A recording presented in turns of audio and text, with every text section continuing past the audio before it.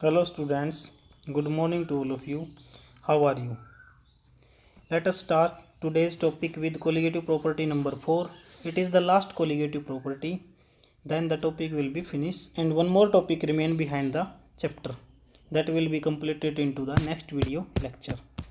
So, we are starting with osmotic pressure. What is osmotic pressure?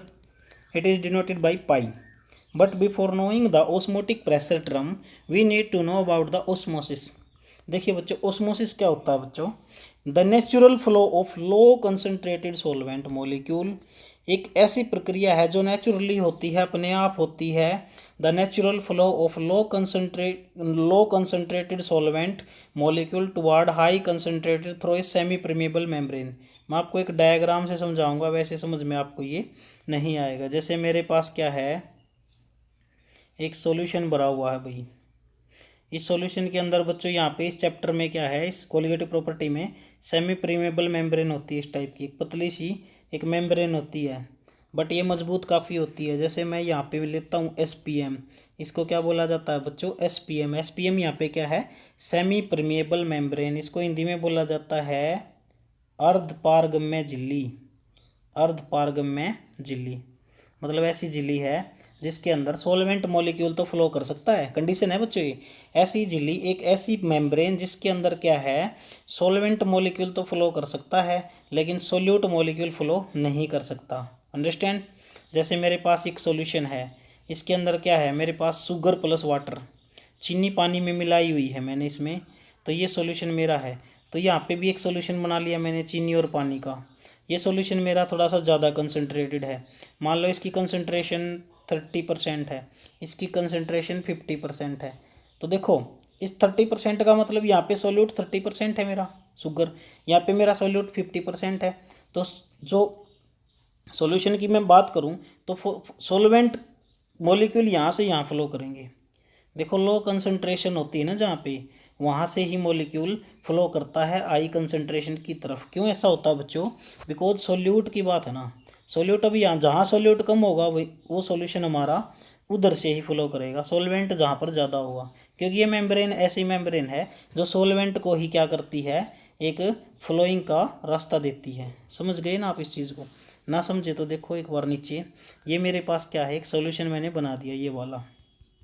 इसमें sucrose यानी चीनी मिली हुई है पानी के अंदर, 30 ग्राम पर मोल है भाई, 30 ग्राम पर मोल. यहाँ पे मेरे पास एक दूसरा सॉल्यूशन है, इसके अंदर क्या है, इसमें भी सुक्रोज सॉल्यूशन है 40 ग्राम पर मोल. तो सॉल्वेंट के मॉलिक्यूल कहाँ से कहाँ फ्लो करेंगे, इधर से इधर. देखो, यानी ये C1 कंसनट्रेशन का है, ये C2 का है. तो solvent molecule will flow toward C1 to C2 because high यहाँ पे लो कंसनट्रेशन है और यहाँ पे हाई कंसनट्रेशन है. तो एक ऐसा फिनोमिना जिसमें एक ऐसा फिनोमिना बच्चों जिसके अंदर सॉल्वेंट पार्टिकल्स, सॉल्वेंट के मॉलिक्यूल्स लो कंसनट्रेशन से हाई कंसनट्रेशन की तरफ फ्लो करते हैं जाते हैं, दैट इज कॉल्ड ओस्मोसिस. और ये नेचुरल फिनोमिनन है भाई. कैसा फिनोमिनन है ये?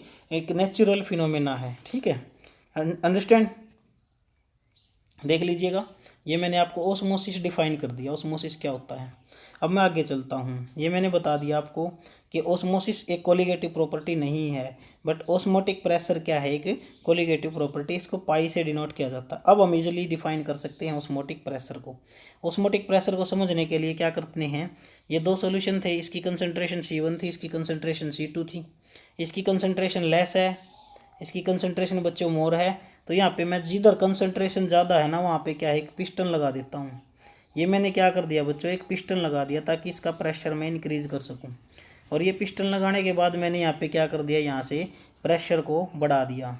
और जैसे ही मैं प्रेशर बढ़ाऊंगा, ये देखो इसके अंदर भी कुछ प्रेशर होगा ना, इसके अंदर भी कुछ प्रेशर होगा, लेकिन ये प्रेशर कौन सा है, एक्सटर्नल प्रेशर है.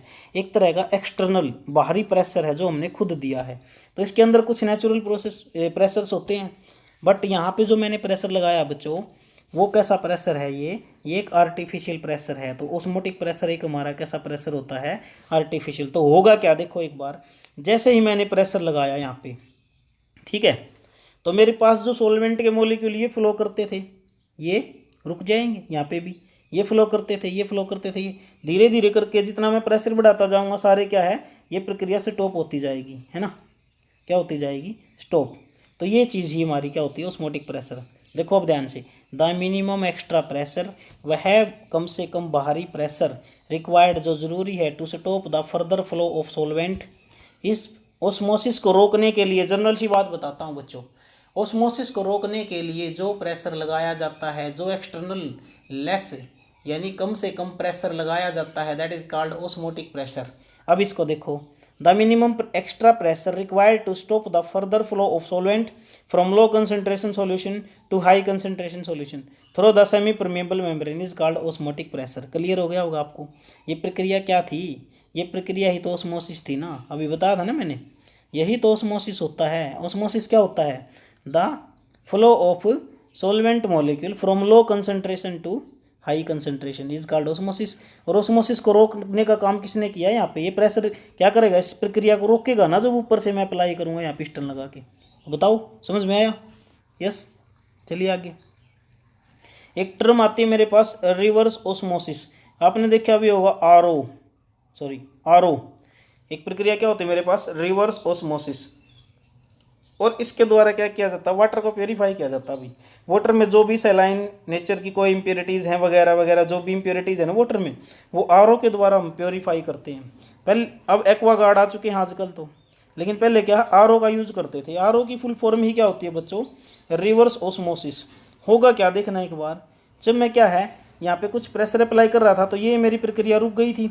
ओस्मोसिस की प्रक्रिया क्या हो गई थी बच्चों, स्टॉप हो गई थी, कुछ समय के लिए रुक गई थी, है ना।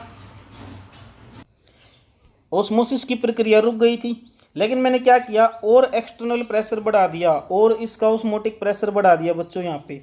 तो ये प्रक्रिया क्या होगी, रुकने के बाद एक पॉइंट ऐसा आएगा जहाँ से ये इधर वाले मॉलिक्यूल इधर फ्लो करना शुरू कर देंगे। आप बताएं, एम आई राइट? ये मॉलिक्यूल ज़्यादा कंसंट्रेशन वाले इधर फ्लो करना शुरू कर देंगे। और सेमी परमेबल मेम्ब्रेन का काम क्या था बच्चों बताओ, सोलवेंट मॉलिक्यूल ही फ्लो हो पाएंगे, तो सोलवेंट यानी वाटर मॉलिक्यूल ही हो पाएगा इसके अंदर से इधर से फ्लो। और जो भी सोल्यूट मेरा इसमें है, साल्ट वगैरह या इम्प्योरिटी वगैरह, तो वो क्या है, छन जाएंगी एक तरह से, है ना। तो ये प्रक्रिया हमारी आरओ के प्रोसेस में भी यूज होती है। मैं समझाऊंगा आपको किस तरह से, देखना कि it is observed when pressure of applied on solution is greater than pi. जब मैं सॉल्यूशन पे अप्लाई करने वाला प्रेशर पाई से ज़्यादा ले लेता हूँ, greater than pi, it is phenomena of movement of solvent molecule from high concentration to low concentration. तब क्या होगा, सोलवेंट के मॉलिक्यूल हाई कंसंट्रेशन से लो की तरफ फ्लो करेंगे। नेचुरली क्या करते थे, लो से हाई की तरफ, बट आर्टिफिशियली प्रेशर बढ़ाने से क्या हो गया, अब यहाँ पे सिचुएशन क्या होगी बच्चों, ये जो मॉलिक्यूल हैं वो क्या करने शुरू कर देते हैं, हाई कंसंट्रेशन सॉल्यूशन से लो कंसंट्रेशन की तरफ through the semi permeable membrane when the pressure on the solution exceed osmotic pressure. जब आप ओस्मोटिक प्रेशर से थोड़ा सा ज़्यादा प्रेशर दोगे इसको, तब ऐसा होगा। क्लियर हुआ ना कंसेप्ट? अब देखो आरओ में क्या होता है, मैं बताता हूँ आपको। आरओ के अंदर, आरओ में क्या होता है, reverse osmosis. It is used in desalination. Desalination, D का मतलब होता है बच्चों रिमूवल, और सैलिनेशन का मतलब होता है सैलिनिटी, वाट यानी नमक वगैरह है पानी के अंदर, उसको रिमूव करेंगे हम इस प्रोसेस से। देखो, the process of removing of salinity of salt of water, salinity of the salt of water present in the sea water is known as desalinity, या फिर मैं इसको क्या बोलूँ, डीसैलिनेशन ऑफ वाटर, है ना। समझो एक बार प्रोसेस क्या है, ये देख लीजिएगा।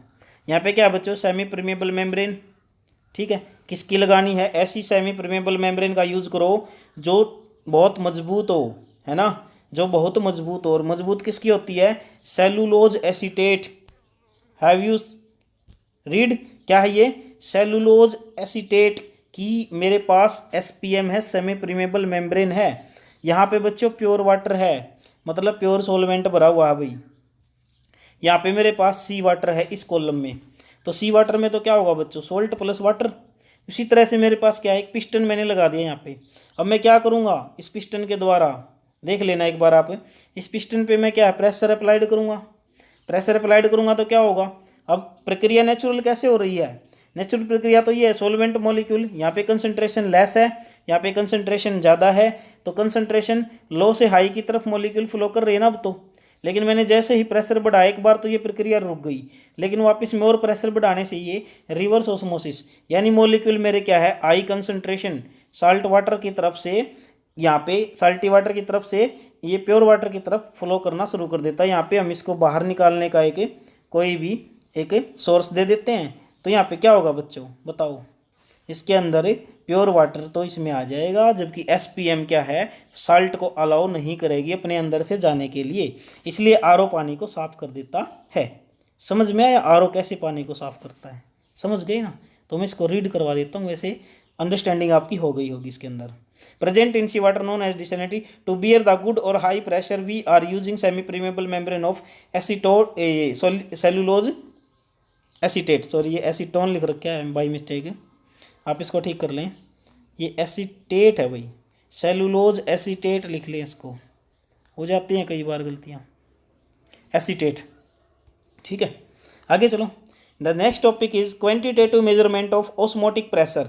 Hair we want to calculate the pi की वैल्यू हम मेजर करके देखेंगे भाई अलग अलग फैक्टर से। जैसे आपने बॉयल्स लॉ, चार्लीज लॉ पढ़े हैं, तो उनके अकॉर्डिंग हमारा प्रेशर, वही तो प्रेशर है ये, इस प्रेशर की यूनिट भी वही होती है, एटमॉस्फेरिक बार है, ठीक है, वही तो यूनिट होती है इस प्रेशर की भी जो नॉर्मल प्रेशर की होती हैं।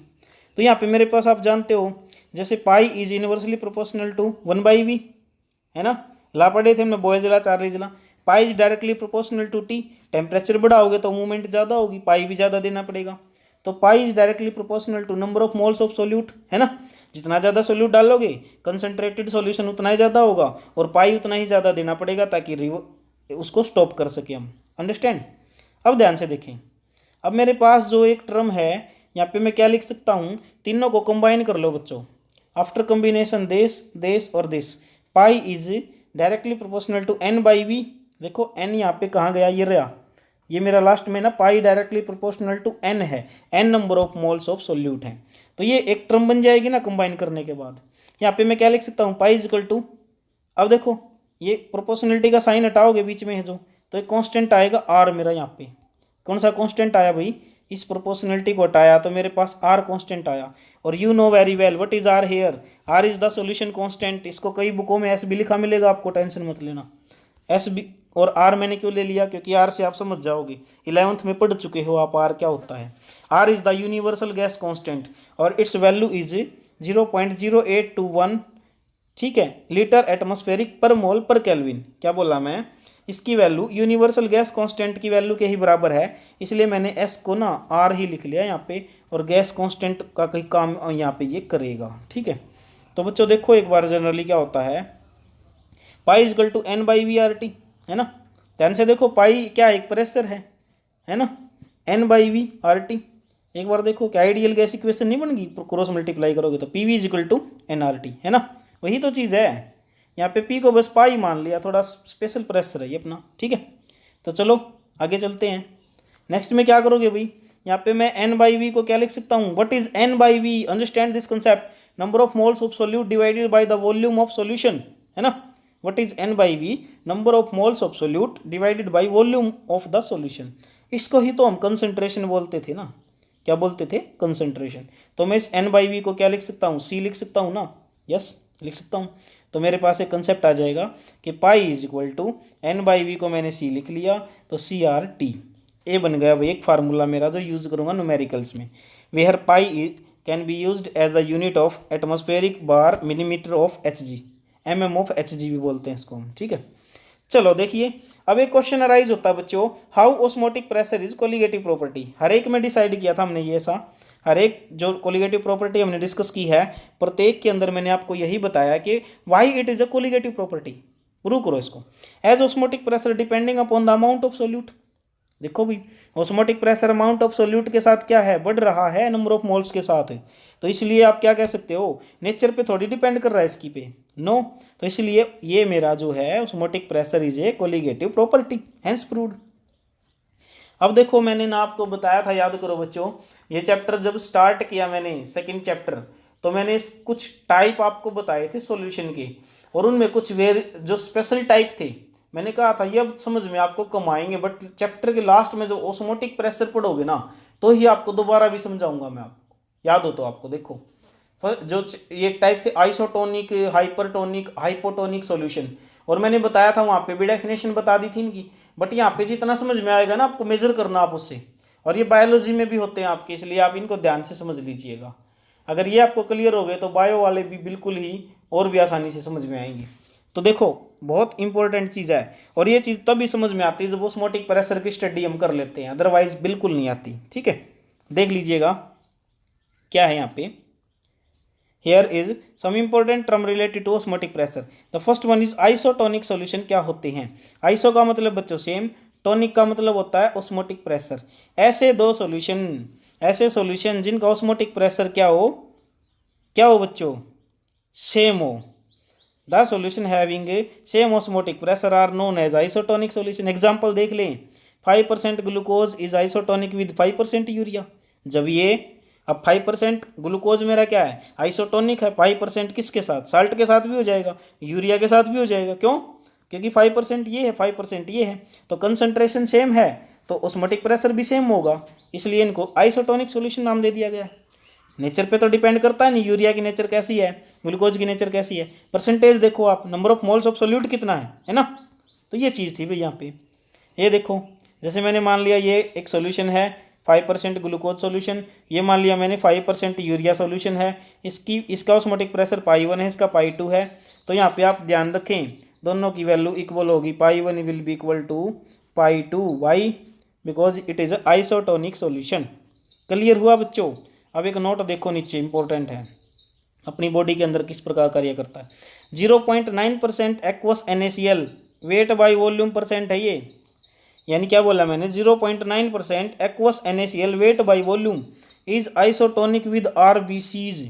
यानी जितना RBC का ऑस्मोटिक प्रेशर है ना, या प्रेशर है, RBC जितना प्रेशर लगाती हैं, अगर अपने एक सॉल्यूशन तैयार किया जाए जो 0.9% एक्वस NaCl W/V यानी वेट बाई वॉल्यूम हो, तो उतना ही प्रेशर एक्सर्ट करेगा जितना RBC करते हैं मनुष्य के बॉडी के अंदर। ठीक है, कर लोगे ना समझने के लिए। जैसे आप ग्लूकोज चढ़वाते हो, डॉक्टर के जाते हो, ठीक है, यह ग्लूकोज की बोतल है भाई, ठीक है, इस बोतल पे क्या है, जो भी डॉक्टर इसमें वो लगाता है, ठीक है, और आपको वो लगा देता, हाथ पे लगा दिया मान लो, सपोज करो, तो इसके अंदर क्या है, इस पे लिखा होता स्पेशली 0.9% एक्वस NaCl W/V।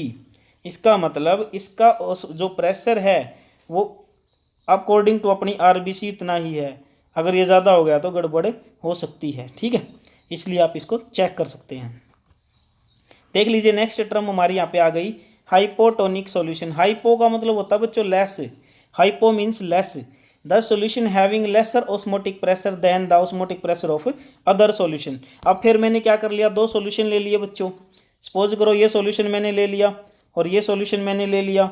ये सॉल्यूशन मेरा 5% ग्लूकोज सॉल्यूशन ही है, जबकि ये मेरा क्या है 6% यूरिया है। तो बताओ इसकी जो इसका ऑस्मोटिक प्रेशर इससे क्या हो गया, ज़्यादा हो गया ना, तो इसका osmotic pressure pi 1 is greater than pi 2। इसका मतलब यहाँ पे क्या है मेरा, ऐसा सॉल्यूशन जिनके ऑस्मोटिक प्रेशर जिसका लेस हो दूसरे सॉल्यूशन के ऑस्मोटिक प्रेशर से, that is known as a hypotonic solution. Understand? 5% glucose solution is hypotonic solution to 6% urea, ये क्या है, इसके हाइपोटोनिक होता है। लास्ट वन इज, लास्ट देख लीजिए, ये बहुत ही इंपॉर्टेंट एप्लीकेशन है, इनके ऊपर कुछ क्वेश्चंस भी डिस्कस करूंगा मैं अभी जो आपको क्लियर करने हैं। ठीक है, व्हाट इज हाइपरटोनिक। हाइपर का मतलब बच्चों क्या होता है, बहुत ज़्यादा, हाइपर हो गया वो हाइपर टेंशन हो गई। ठीक है, हाइपर का मतलब हाई, बहुत ज़्यादा। The solution having higher osmotic pressure than the osmotic pressure of other solution, ऐसा सोल्यूशन जिसका ऑस्मोटिक प्रेशर दूसरे सोल्यूशन से क्या है, हाई है। ठीक है, उसको क्या बोलोगे, हाइपरटोनिक सोल्यूशन। एग्जाम्पल देख लीजिएगा, 6% glucose solution is hypertonic to 4%।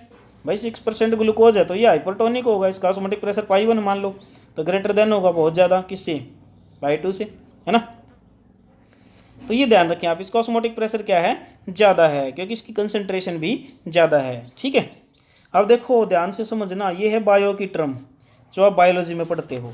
Biological importance क्या है, ऑस्मोटिक प्रेशर पाई का वो बताना है। तो इसके लिए समझो एक ट्रिगर प्रेशर होता है, ट्रिगर प्रेशर। ये ट्रिगर प्रेशर क्या होता है बच्चों, इसको समझो पहले आप, ये प्रोसेस भी समझ में आ जाएगा आपको। तो ट्रिगर प्रेशर में समझाता हूँ। देखो अपने पास ये कोई सेल है भाई, ये अपनी ही सेल मान लो कि बॉडी की सेल है, अपनी ह्यूमन बॉडी।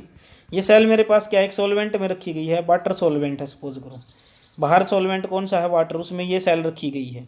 ठीक है, सेल के अंदर क्या होता है, सेल का सैप होता है, सेल का फ्लूइड होता है, और जिसको सेल प्लाज्मा भी आप बोल सकते हो। सेल के अंदर क्या होता है, सेल का लिक्विड होता है ना, साइटोप्लाज्मिक मेम्ब्रेन होती है इसके अंदर ऑटोमेटिकली।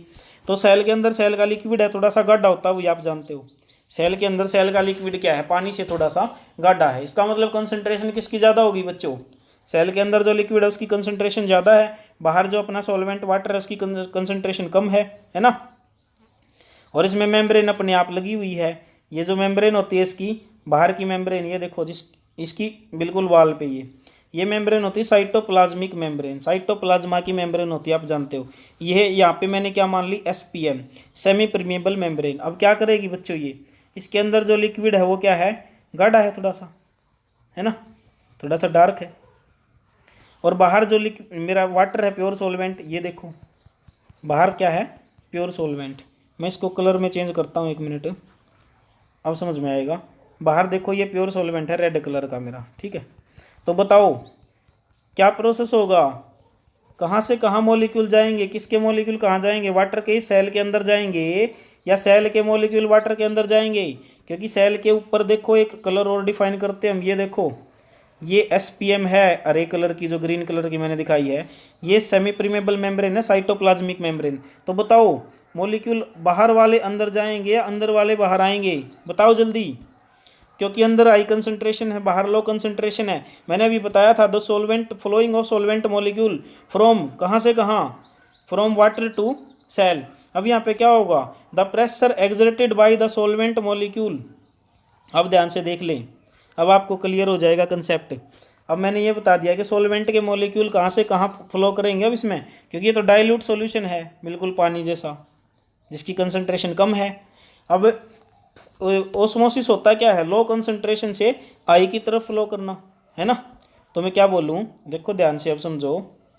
द प्रेशर, ऐसा ट्रेजर प्रेशर क्या होता है, the pressure exerted by solvent, solvent के molecule, the pressure exerted by the solvent water inside the cell यानी on the wall is known as turgor pressure. जो वाटर के molecule हैं ये लो कंसंट्रेशन से आई की तरफ फ्लो करेंगे, तो ये देखो एरो के निशान, तो ये क्या करेंगे, इसकी सेल के ऊपर एक प्रेशर एक्सर्ट करेंगे। इस प्रेशर को क्या बोला जाता है, ट्रेजर प्रेशर, है ना। और सेल के अंदर जो लिक्विड जाएगा तो इसको एंडो ओस्मोसिस बोलते हैं बच्चों। एंडो मीन्स अंदर, ओस्मोसिस मीन्स ओस्मोसिस हो गया, मतलब सॉल्वेंट मॉलिक्यूल सोल्यूट यानी लो कंसंट्रेशन से हाई कंसंट्रेशन की तरफ ट्रेवल कर गई। समझ में आया ना आपको, एंडो ओस्मोसिस, या फिर आप इसको ट्रेजर प्रेशर के द्वारा भी समझ सकते हैं। तो होगा क्या बच्चों, इस ट्रेजर प्रेशर की वजह से जो मॉलिक्यूल इसके अंदर जाएंगे सेल के अंदर, तो सेल स्वेल्व करेगी या ब्रस्ट भी हो सकती है। सेल जो है ना वो उसमें सूजन आ जाएगी सेल में, या फिर ब्रस्ट भी हो सकती है सेल।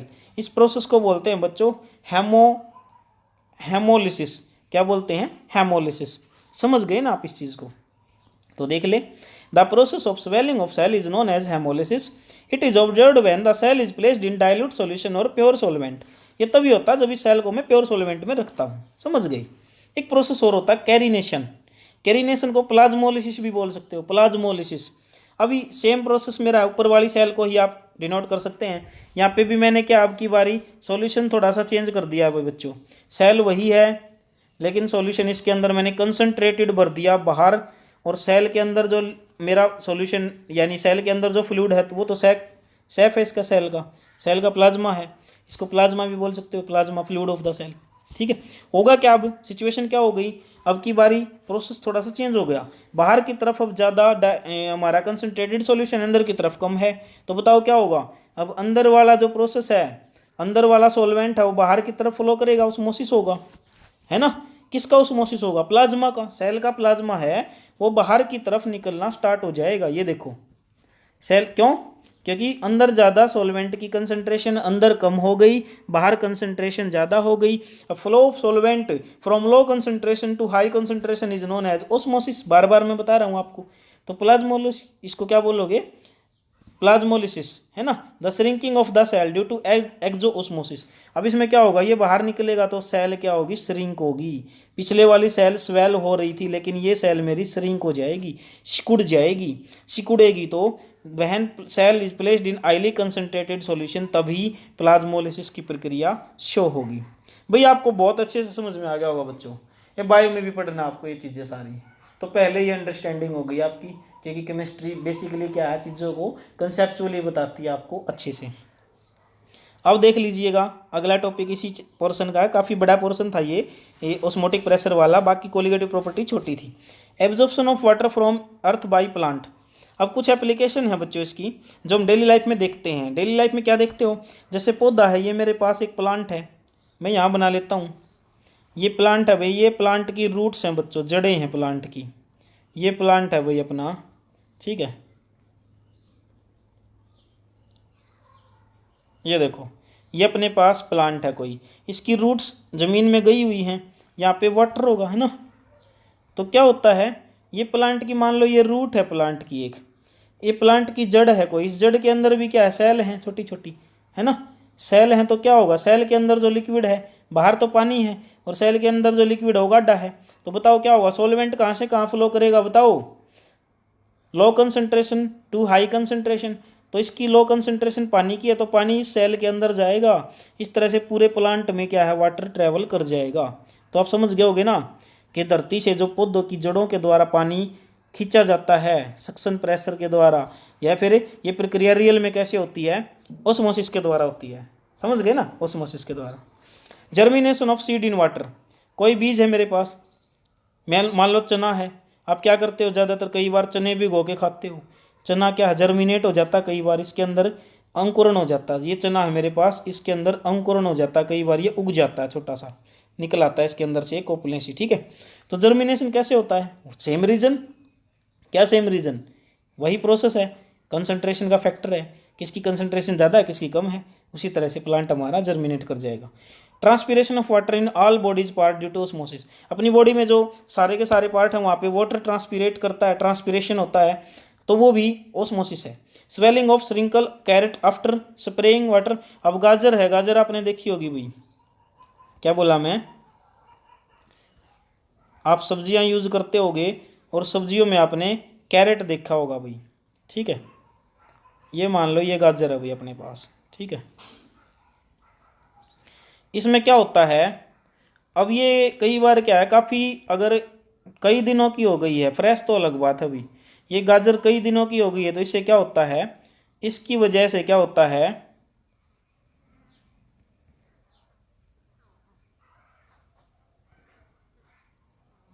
ये देखो भाई, ठीक है, ये पूरी बना दी भाई, आज पेंटिंग करने का मूड था कुछ।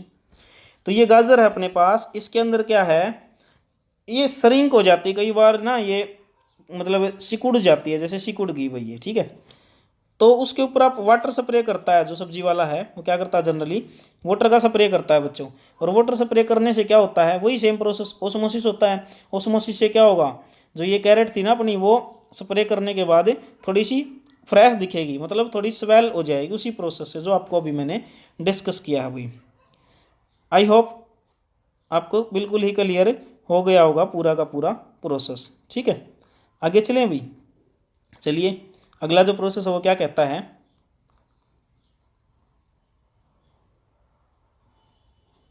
ये देखो, conversion of mango into pickle. अब अचार है, अचार बनता है मतलब कच्चे आम से, है ना। क्या करते हो आप, कच्चा आम ले लेते हो भाई, इससे क्या करते हो, अचार बनाते हो।